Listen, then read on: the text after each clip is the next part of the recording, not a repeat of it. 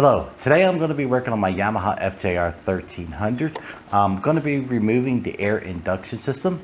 I bought these plates from Driven. They make it for a variety of motorcycles.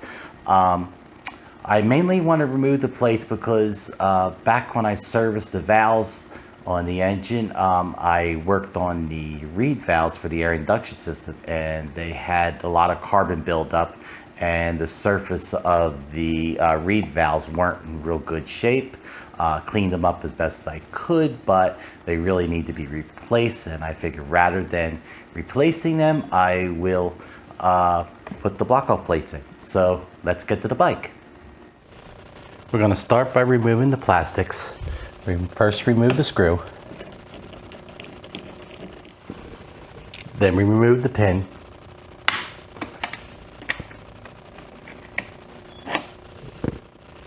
then put your fingers behind the plastic and slowly pull out of the grommet.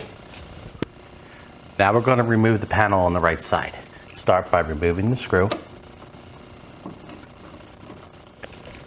remove the push pin, put your fingers behind the plastic and slowly pull out. We're now going to loosen this bolt in the rear of the gas tank.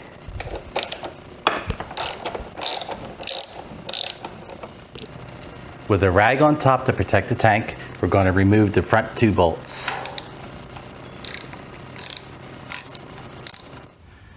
Okay, we're now going to lift the tank.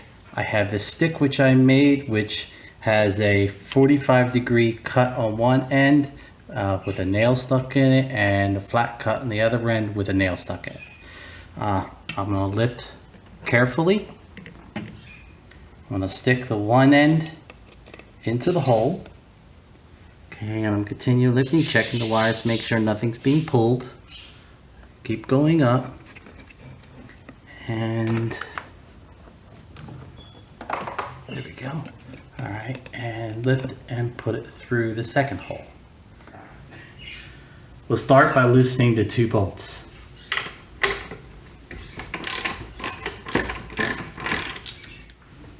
We'll now proceed to loosen the top bolt.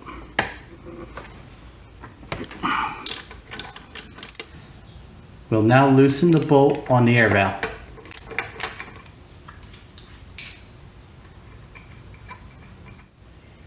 We need to remove this frame member. Do that by rotating it counterclockwise slightly and slowly work it out. We're now going to remove the power system. Remove the first hose from the air box and remove each of the hoses from the engine. Now that the power system is out of the way, we can disconnect the connector by placing a screwdriver underneath the tab and pulling. Next, you want to remove this rubber separator. We do that by slowly pulling each section out and working it out from under the wires. We're going to remove these two coils in order to gain access to the two pipes. Okay, so now we need to loosen the bolt on the water pump to drain some of the coolant from the system. We only need to go below the thermostat, so I'm not going to drain all of it. Took a rag and cleaned inside the holes, and I'm now going to loosen the bolts.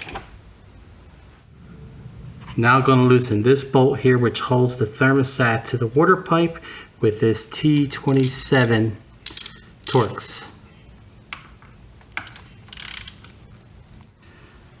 Loosen the bolt on the bottom side of the pipe. Reach down, pull some of the cables out of the way, and pull the thermostat off the pipe. Disconnect this water hose. Now with the front of the water pipe free, we can pull these two parts of the pipe out of the engine. I'm using a little plastic block to help pull up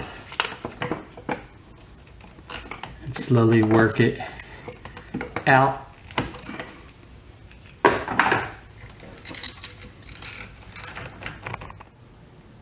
Remove all 3 plates by removing the 6 screws.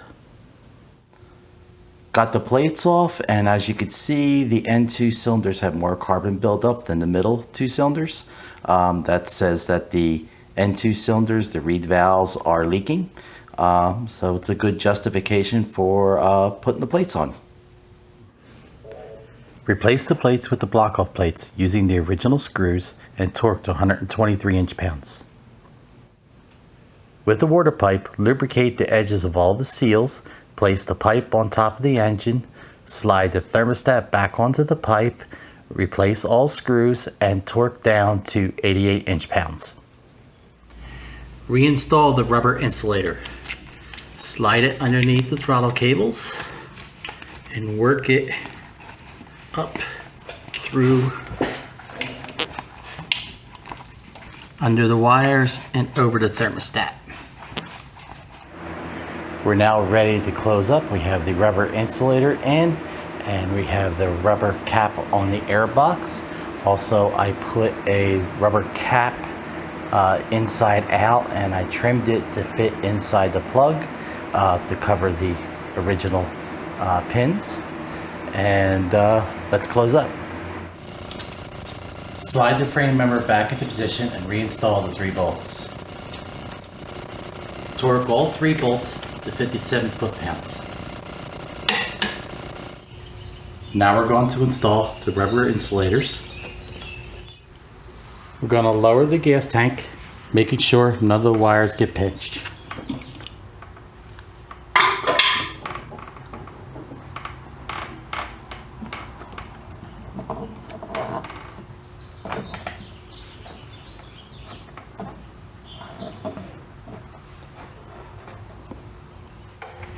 Replace the 2 screws and lightly tighten. Tighten the rear bolt on the gas tank. Replace the black plastic by putting the prong into the grommet, lightly pushing in. Insert the push pin. Put the screw in finger tight. Now we're going to install the black plastic on the right side. Put the pin into the grommet, lightly push, replace the push pin, replace the screw, and tighten finger tight. Now we'll replace the seat. The bike is now together and running and ready for its test drive. Okay, my overall impressions of the driven block-off plates. Installation was a little bit more difficult than I expected, not because of the plates themselves, but because one screw on one of the plates, the center plate, the back screw is underneath the thermostat. So the water has to be partially drained. The thermostat has to be separated from the water tube, and it was just easier to pull the whole water tube out of the way in order to get to the plates.